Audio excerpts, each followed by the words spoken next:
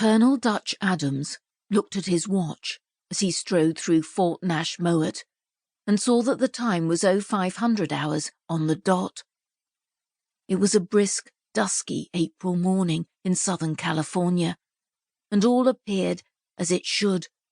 He heard a woman's voice yell out sharply, "The garrison commander is present!"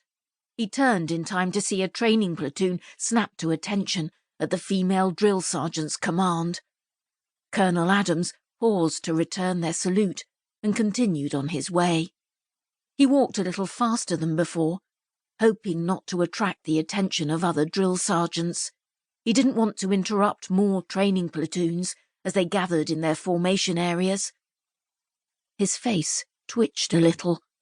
After all these years, he still wasn't quite used to hearing female voices snapping out commands. Even the sight of mixed-gender platoons sometimes startled him a little. The army had definitely changed since his own days as a teenage recruit. He didn't like many of those changes. As he continued on his way, he heard the barking voices of other drill sergeants, both male and female, calling their platoons into formation. They don't have much punch anymore, he thought. He could never forget the abuse spewed by his own drill sergeant so many years ago, the savage invectives against family and ancestry, the insults and obscenities. He smiled a little. That bastard Sergeant Driscoll. Driscoll died many years ago, Colonel Adams recalled. Not in combat, as he'd surely have preferred, but of a stroke brought on by hypertension. In those days, sky-high blood pressure had been an occupational hazard of drill sergeants. Colonel Adams would never forget Driscoll, and as far as Adams was concerned, that was how things should be. A drill sergeant ought to make an indelible imprint on a soldier's mind for the rest of his life. He ought to present a living example of the worst kind of hell a soldier's life had to offer. Sergeant Driscoll had definitely had that kind of lifelong impact on Colonel Adams. Were the trainers under his command here at Fort Nash Mowat likely to leave that kind of impression on their recruits? Colonel Adams doubted it. Too damn much political correctness, he thought. Softness was now even written into the Army's training manual.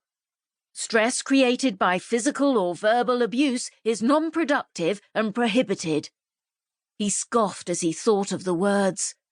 What a load of crap, he murmured under his breath. But the Army had been moving in this direction since the 1990s. He knew he ought to be used to it by now, but he never would be. Anyway, he wouldn't have to deal with it much longer. He was a year away from retirement, and his final ambition was to make Brigadier General before then. Suddenly, Adams was distracted from his musings by a puzzling sight. The recruits of Platoon 6 were milling around aimlessly in their formation area, some doing calisthenics, others just idly talking among themselves. Colonel Adams stopped in his tracks and yelled, "Soldiers! Where the hell's your sergeant?" Flustered, the recruits jumped to attention and saluted. "At ease," Adams said. "Is somebody going to answer my goddamn question?" A female recruit spoke up. "We don't know Sergeant Worthing's whereabouts, sir." Adams could hardly believe his ears. "What do you mean, you don't know?" he demanded. "He never showed up for formation, sir." Adams growled under his breath. This didn't sound like Sergeant Clifford Worthing at all. In fact, Worthing was one of the few drill sergeants that Adams had any real use for.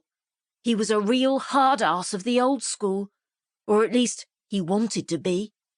He often came to Adams' office to complain about how the rules reined him in. Even so, Adams knew that Worthing bent the rules as much as he could. Sometimes the recruits complained about his rigorous demands and verbal abuse. Those complaints pleased Adams. But where was Worthing right now? Colonel Dutch Adams